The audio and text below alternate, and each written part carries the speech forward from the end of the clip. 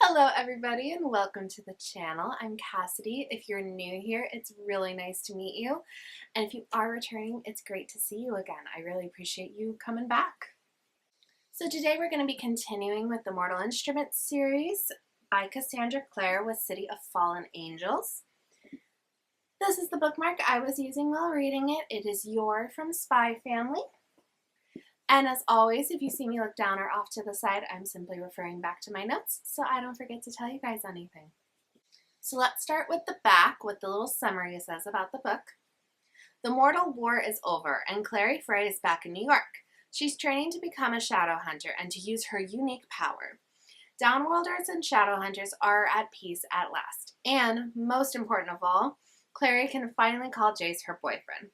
But nothing comes without a price. Someone is murdering shadow hunters, provoking tensions that could lead to a second bloody war. Clary's best friend, Simon, can help her. Everywhere he turns, someone wants him on their side, along with the power of the curse that's wrecking his life.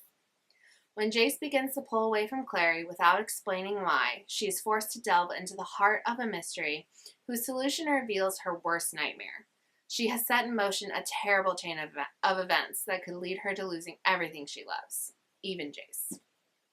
So I have already read this book before, but it has been a while. So if I do remember anything from the book or from future books, I will not say anything, obviously, and I'll do my best to make sure my reactions to reading the book are very similar to what my reactions were the first time I read it. So the first impressions and questions I have just from the back are, biggest one, which shadow hunters die? Anyone we know, anyone we care about? How's the Mark of Cain wrecking Simon's life? It's supposed to be something that saves him, protects him. If someone does him harm, then the harm is done onto the doer sevenfold. Is it just because everyone wants to use him? Like, what's going on? And then, why is Jace pulling away from Clary? He would never do that. They're obsessed with each other. So is he doing it for her own reason? Is Jace pulling away from Clary for her own sake? Or is there another reason? All right, having said all that, let's get into the book itself. Part 1, Exterminating Angels.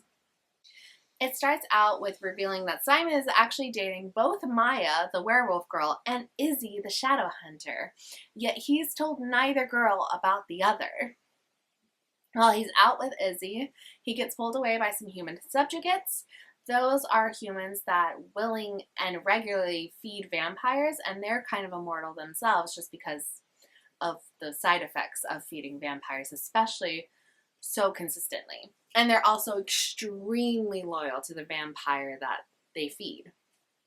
Like, will die, kill, will do anything for their vampire. So he gets pulled away by these human subjugates and he meets Camille. And she was the old leader of the New York vampire clan before Raphael took over for her. She wants his Mark of Cain on her side against Raphael. She wants to be the head of the clan again, because although Raphael has stated that he's just the temporary leader of the clan until Camille comes back, he actually kicked Camille out because she states that he fed on humans until they were empty and no longer alive, and she caught him and was going to turn him in, but instead he kicked her out of the clan, and this is just his way of being like, oh, I'm the leader now, he he he. So Camille wants Simon and his mark because it's so dangerous and powerful and scary on her side against Raphael, and she is giving Simon 5 days to decide.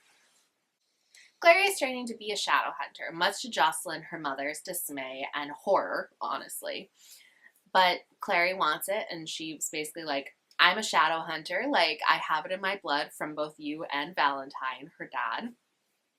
So I'm gonna do it. And Jocelyn isn't stopping her, but isn't letting her, like, stay the night at the Institute because Jace is there and Jace is her boyfriend.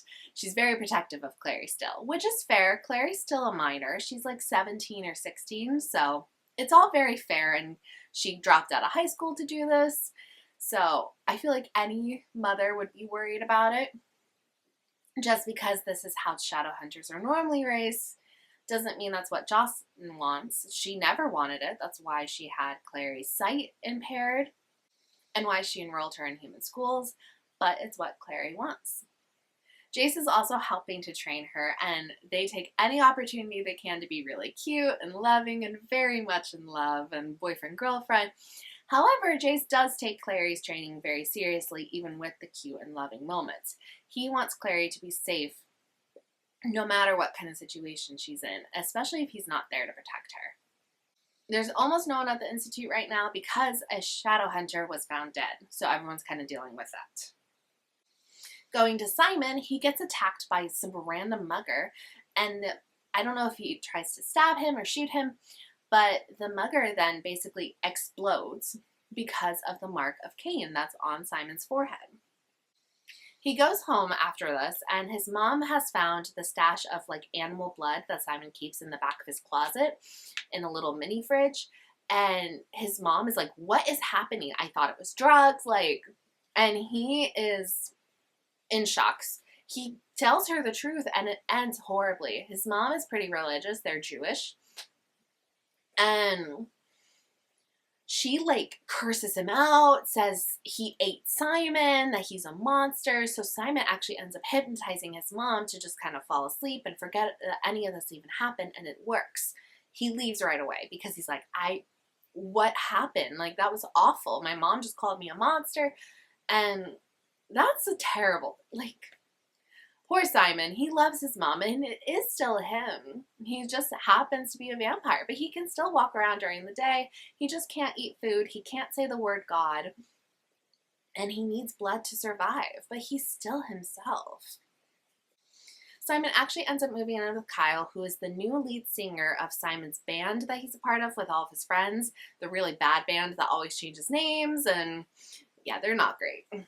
But he ends up moving in with Kyle. Then it's revealed that Jace keeps having nightmares that all end with him ending Clary's life. He wakes up in a cold sweat, and it's happening every night. He's not getting any sleep because he's so scared to fall asleep and see that. Clary knows that something's wrong, but Jace isn't telling her anything, and she can't guess it. She doesn't know anything about what is happening to her boyfriend. Also, the Seelie Queen ends up showing up, and she's not making things any easier for Clary. She's making Clary pretty insecure and is like, "Oh, your boyfriend loves you now, supposedly, but will he in the future? You guys are young. No one knows what'll happen." Horrible. I hate having dreams where, my boyfriend's flirting with another girl, let alone he's not alive. I can't imagine, especially by my own hand. I can't imagine having a dream like that. And poor Clary is just like, I want to help him, and he's not letting her in because he's so horrified by what he's doing. Also, another shadow hunter's body is found. Living with Kyle is pretty nice. Simon has his own room. Kyle's not very intrusive. However, he does think that Simon just needs to pick one girl and stop leading the other one on. Then we go to Clary's dress fitting for Jocelyn and Luke's wedding. Jocelyn being her mom, of course, and then Luke being her pseudo-dad, the man who's raised her basically since she was a child, the werewolf, and the pack leader. And I'm so happy that they're getting married because they're really cute together. Luke's been in love with her for forever, and I'm just so happy they can be together now. So, Clary has a dress fitting. Jace actually ends up showing up, and he's acting really weird. This is from Simon's perspective, but Jace is looking at Clary with a sense of longing and desire, but also he shouldn't be in love with her. But they're dating, they're boyfriend and girlfriend, so why is Jace looking at Clary like he shouldn't be looking at her that way?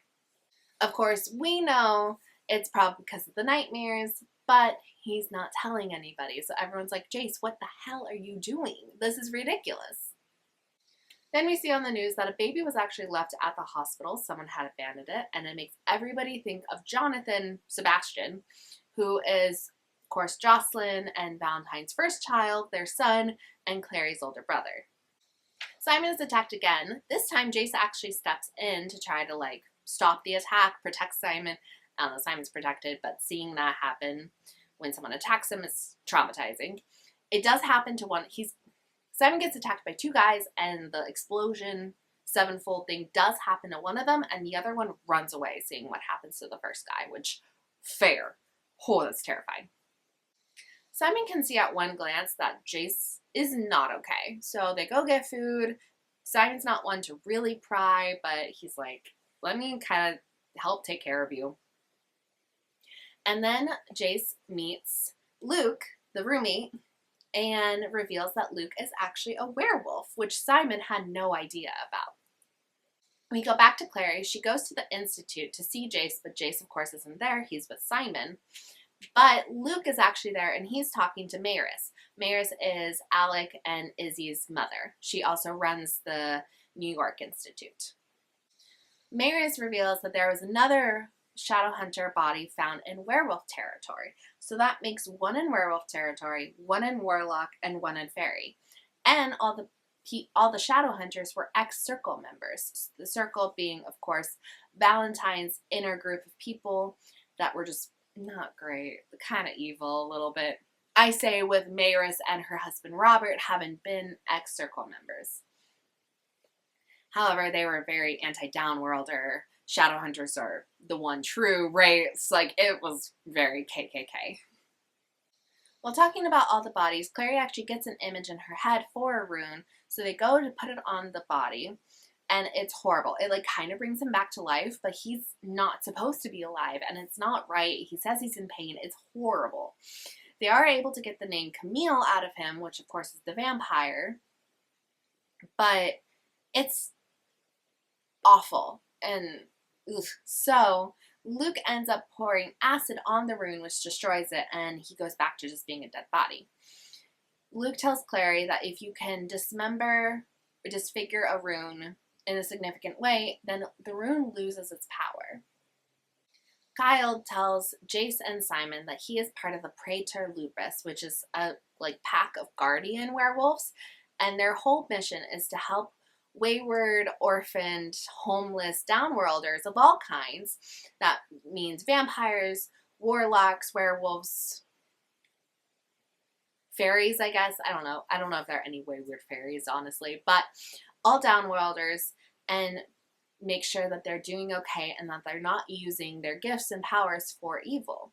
So Luke was assigned to look after Simon, because not only does he not have a clan, Simon's a daylighter, which is very, extremely, incredibly rare, and he has the mark of Cain on him. So he definitely needed someone to look after him. Clary overhears her mother on the phone with somebody asking about the baby that was left in the hospital and being like, I'm coming. Clary's like, me too. So they go to see the baby in the hospital. The baby has since died.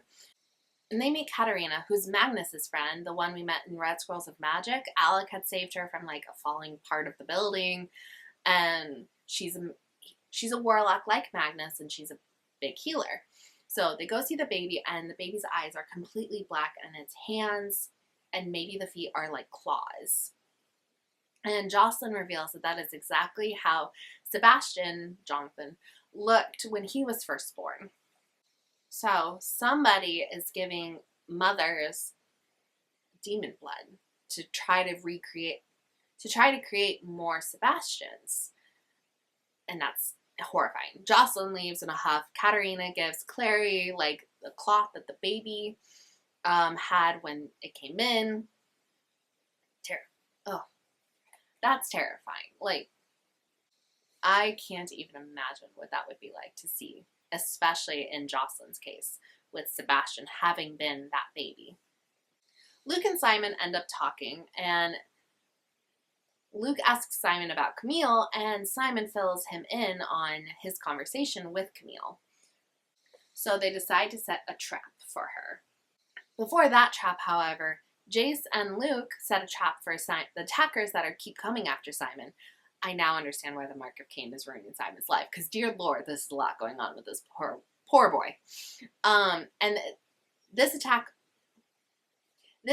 on the attackers is going to happen at Simon's concert, because Luke is going to be there, Jace is going to show up, and they want the attackers to obviously attack Simon again, but where they can capture one, and question him. Or her. I don't know if they gender the attackers.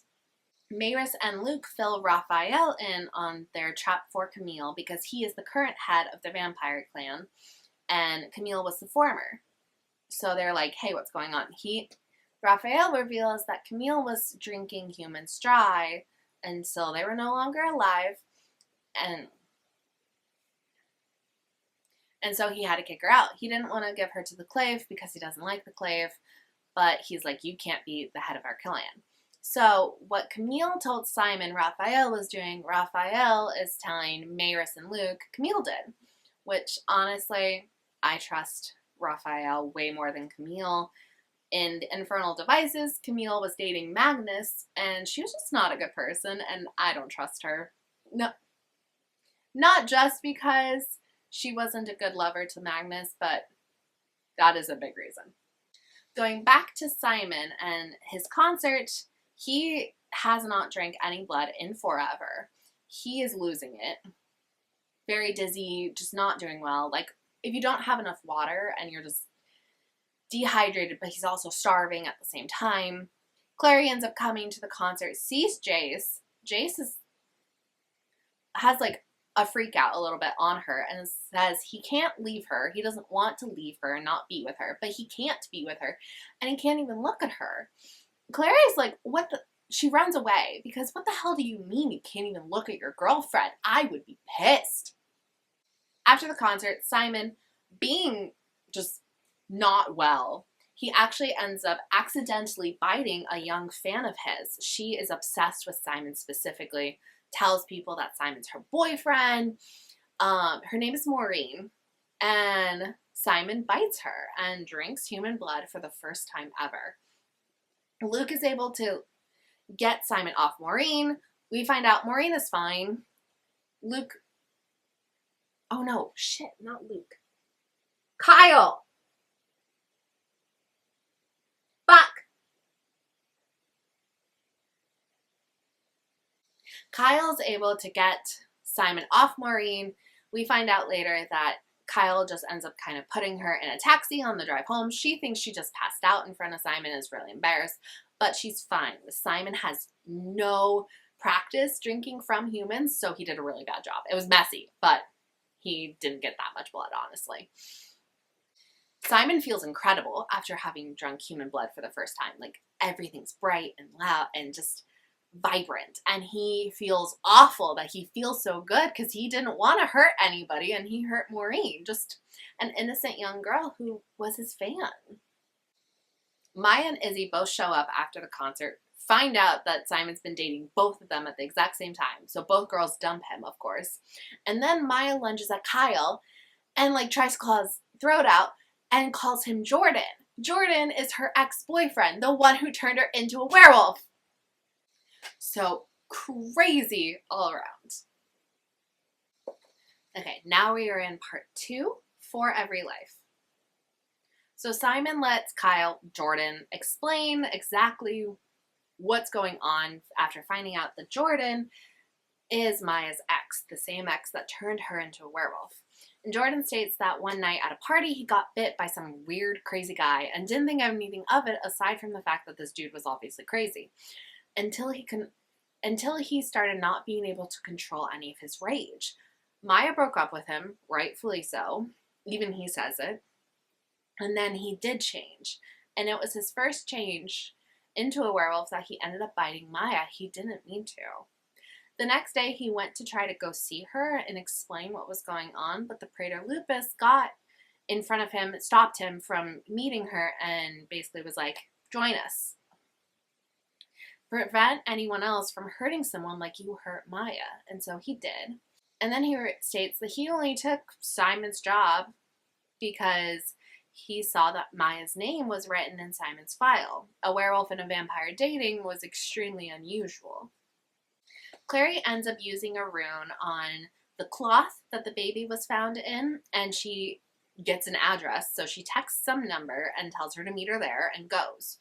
At the place, she sees a book for the Church of Talto, and in the book is a woman with a demon, and then the woman ends up pregnant, giving birth on the altar, and the baby looks exactly like the baby they found in the hospital. Black eyes, claws. She then gets attacked by a demon. She's actually able to hold her own pretty well, considering she's very new to training to be a shadow hunter. She's obviously nowhere near Izzy's level or any shadow hunter of her age's level, but it's not bad.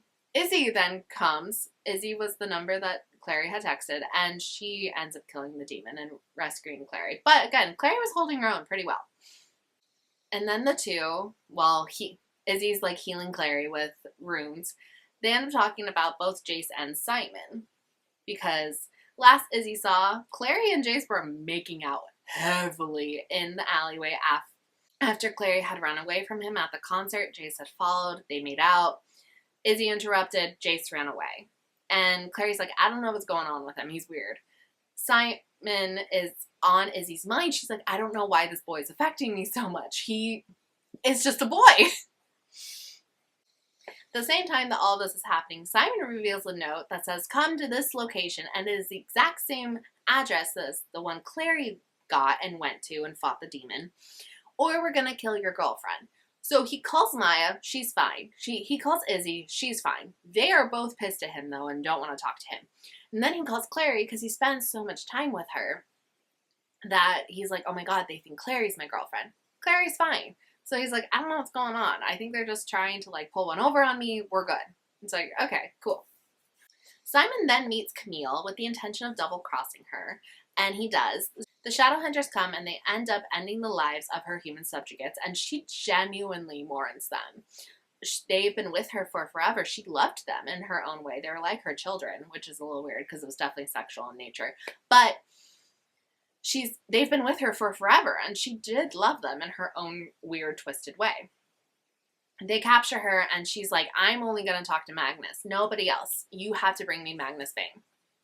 Camille's cuffed in the sanctuary, which is where they meet vampires because it is not on holy ground. And while that's happening, Izzy finds Jace and Simon, and she's like, oh yeah, Clary and I fought off a demon. And Jace instantly bolts to Clary. He's like, oh my god, what the hell? So he leaves, and Izzy and Simon end up talking, and she's like, hey, I want to tell you something. I want to tell you why I'm not like any of my brothers. Like, all of my brothers are madly in love. They're a one-person man. Like, they're a one-person guy, and I'm not. Like, Alec madly in love with Magnus. Jace madly in love with Clary. And she's like, Max was a child, so we don't know how he was, but he trusted everybody. I'm not that way. I don't get madly in love with anybody. She reveals that Mayrus told her when she was only 13 years old that Robert, her dad, had cheated on Mayrus and was going to leave her. But the only reason he did it was because Mayrus was pregnant with Max. So Robert broke off the affair and they stayed together. And Mayrus told Izzy this as like a warning of like, don't trust men too much. But that's horrible. How dare you tell your impressionable child that her dad cheated on her mom? Like, that's not okay. Go see a therapist. I know there's probably no such thing as that in the Shadowhunter world, but talk to another adult, not your child. There's a way to be like, hey, protect your heart without being like, yeah, your dad's a cheater. I already didn't really like Mayrus. She has her moments of like, oh, she's cool and a badass, but like, what the hell, lady? She kicked Jace out for being Valentine's. I have issues with Mayrus. The reason Robert probably cheated on her, which there is no, in my head, there's no excuse for cheating, but it was all Mayrus' idea to join the circle and be under Valentine, and Robert opposed to it, but eventually did agree. So he probably blamed her, and still does blame her to this day, for their exile from Idris, their homeland, and having to run the New York Institute. Again, no excuse for cheating, but Mayrus seems like nightmare, honestly. Again, she's just a human. Humans are complicated. But she did real wrong by wanting to be in the circle. But, I mean, Jocelyn was in the circle. Luke was in the circle. Like, they didn't agree with Valentine, but Anyway, humans are complicated. Jace, upon meeting Clary, he finally opens up to her and tells her, not completely, but he tells her that something is very wrong. He tells her it's not her, but something's wrong. They end up having a heavy makeout session again, close to Jace's dreams, and he actually ends up hurting her with a dagger. I think it's just a slice to the arm, but he nowhere near where his dreams end up, but he ends up hurting her. Magnus and Alec finally come to the Institute, and Magnus questions Camille. He also reveals that him and Camille used to date X amount of years ago, hundreds of years ago. While talking, Camille's like, hey, Magnus, let's get back together. And he's like, no, obviously not. I am madly in love with my boy, Alec. Camille kind of teases him. It's like, oh, you've always had a thing for pretty boys. And she ends up mentioning Will, who from the Infernal Devices series, which Magnus and Will were never dating. However, Will was Magnus's first Shadowhunter friend and someone really important to him. Alec ends up overhearing this kind of conversation, bits and pieces of it, and he ends up being jealous about Will, very jealous about Camille. Just Magnus has lived for an extremely long time and has had many lovers, and Magnus is jealous of that extensive past. Which, it's hard, because it's like, most of those people aren't even alive anymore, aside from vampires and other warlocks, and Magnus is head over heels for Alec, but for Alec, this is his first relationship, and he wants to be his only relationship. So seeing and hearing about all of Magnus's relationships, it is hard, and I get that. That would be extremely hard to hear. Anyway, during Magnus and Camille's talk, she reveals that she was ordered to kill those shadow hunters by someone extremely powerful, way stronger than her, but she will only reveal who it was if she gets immunity. Jace finally tells Clary of his dreams. Kind of has to after hurting her. And so they decide to go see the Silent Brothers, because she's like, I don't think these are just nightmares. And so they see the Silent Brothers, and the Silent Brothers find out that Jace had died and was reborn. And they're like, oh, you lost all your protection. When Shadowhunters are babies, they have all these protections put on them to prevent this kind of thing from happening. When Jace died, all those protections went away, and they weren't put back on when he was born again. So they have to do that now. And they're like, it's a good thing you're still a minor, because if you were over 18, this would be impossible. So Jace is going to stay at the Silent City while they get the Iron Sisters and are able to perform this ritual. We then go to Jordan and Simon. Jordan shows Simon an article where it was revealed that Maureen died.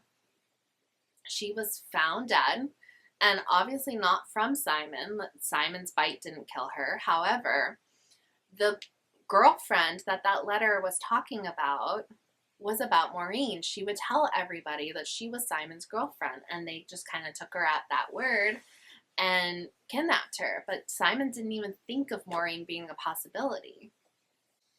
Well, in the Silent City, Jace has a dream of Max, his little brother, his Alex and Izzy's little brother, telling him that he has to end the part of himself that still loves Valentine as his dad if he ever wants to be with Clary. And Jace, trusting Max, does it.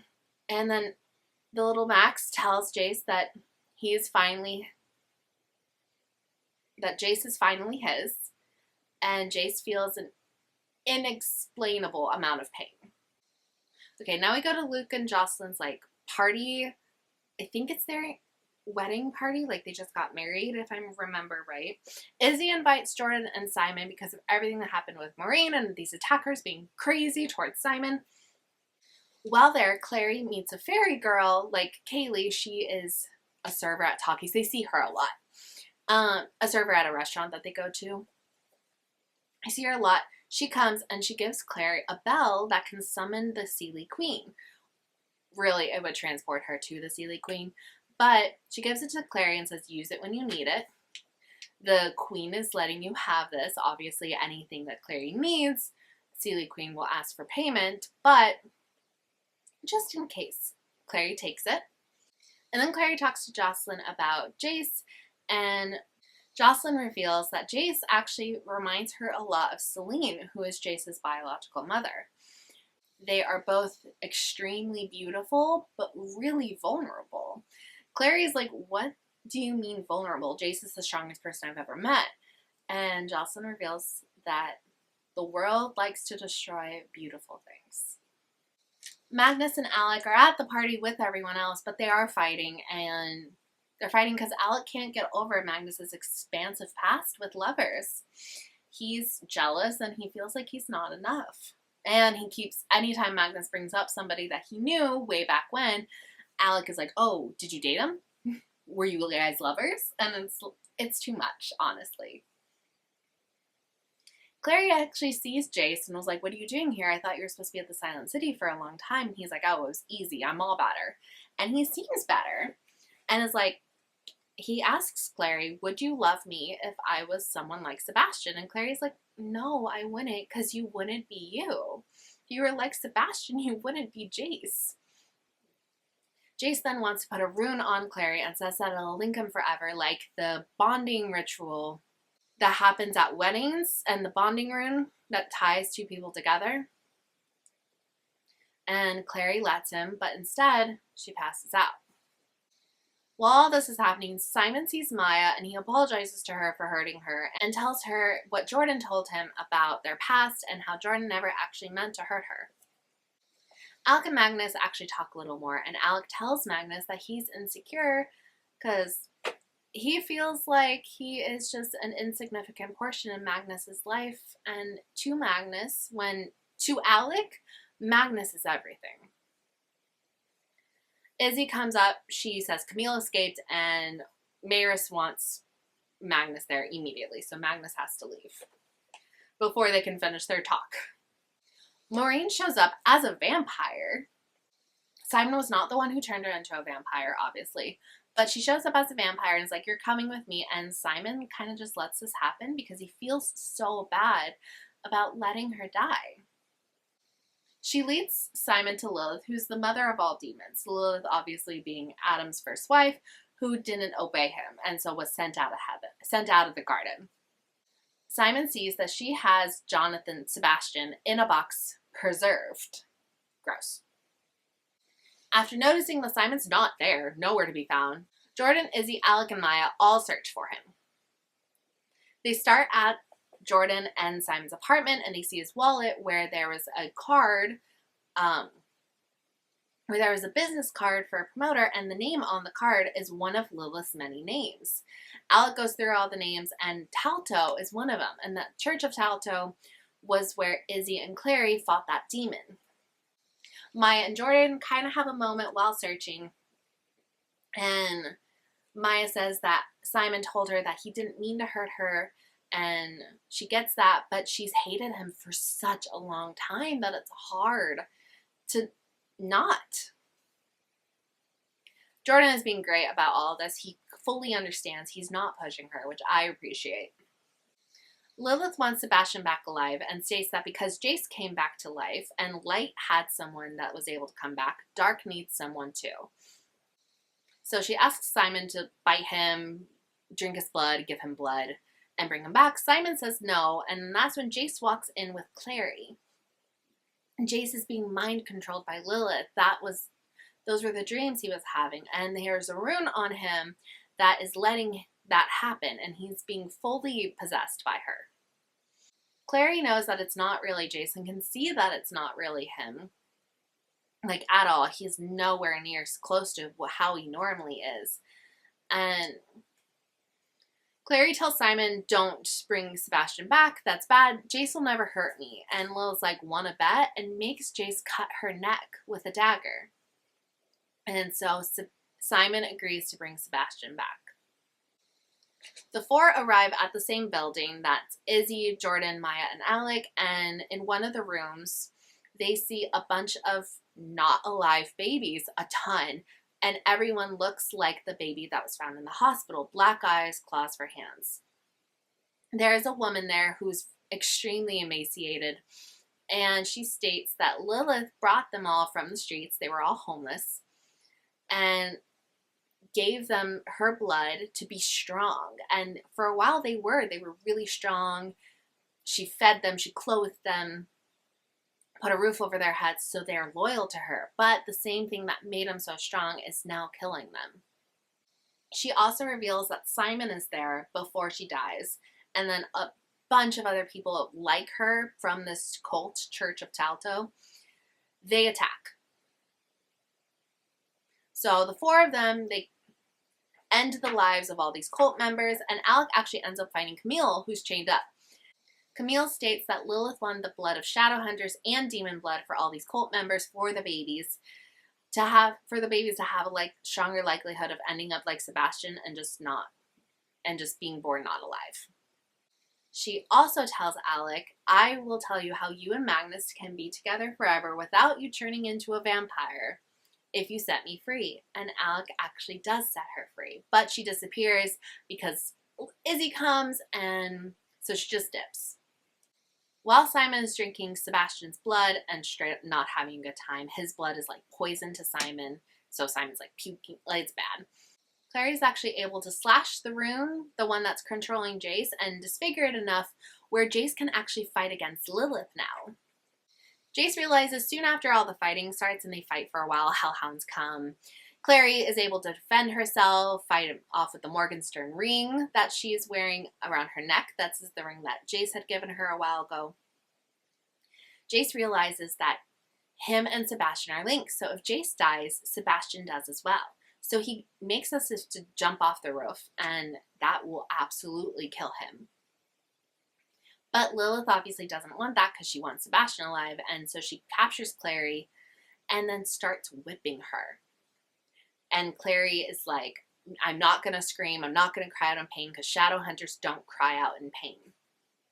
She's obviously in an immense amount of pain, however. Poor thing. She has no training. Like, girl, that had to hurt so bad. While the whipping is happening, Simon actually is able to run in front of her. Like, she has already started, so she can't stop.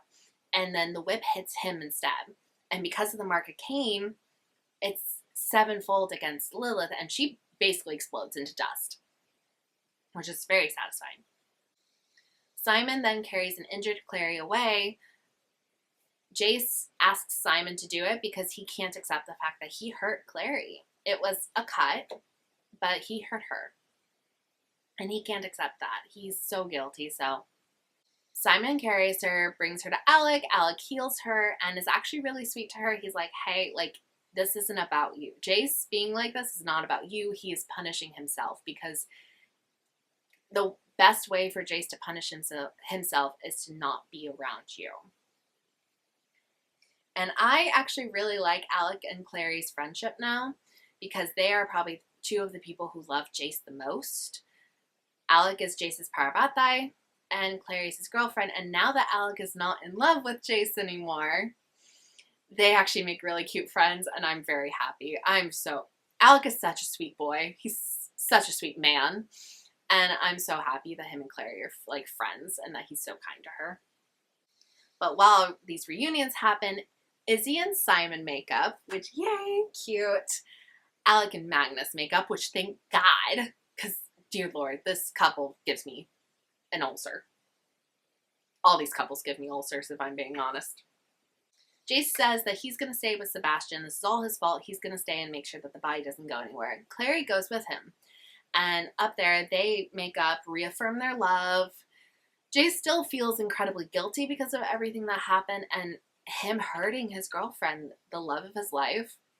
But they do make up and they do reaffirm their love. And they are like, we're going to work through this. Clary leaves him to go see her mom, talk to her. And they reunite. While down there, Luke checks in on Simon, because basically no one's checking in on Simon, and Izzy's with her family right now. Simon tells Luke that he's going to go back home and see his mom and try to talk to her. And so Luke's really happy about that. He offers his assistants to go with him, but Simon says, no, this is something I have to do alone. While upstairs, Jace being with Sebastian's body, he hears his voice and is compelled to go over and finish the ritual. And so Jace bleeds into Sebastian. into the preserved tank of Sebastian. And with that, the two boys are linked.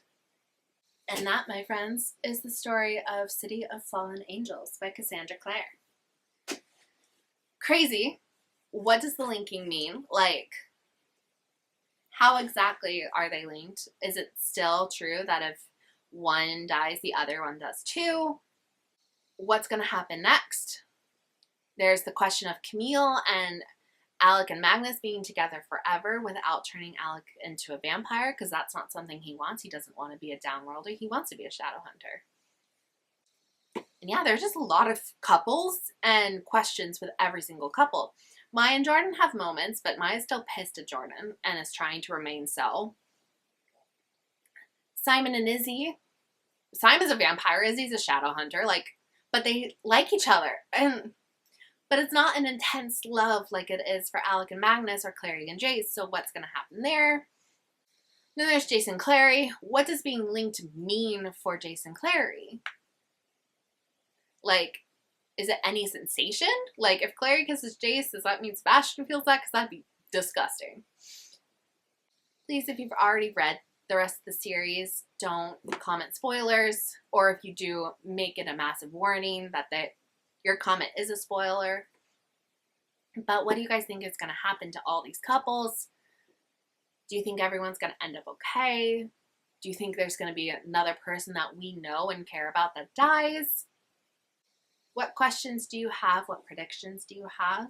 I would love to hear what all of you guys think, so please comment down below with your thoughts, questions, opinions. If you enjoyed the video, please leave it a like. Subscribe if you guys are new and you want to keep seeing this kind of content and finish the rest of the series. And I will see you all next time. Bye!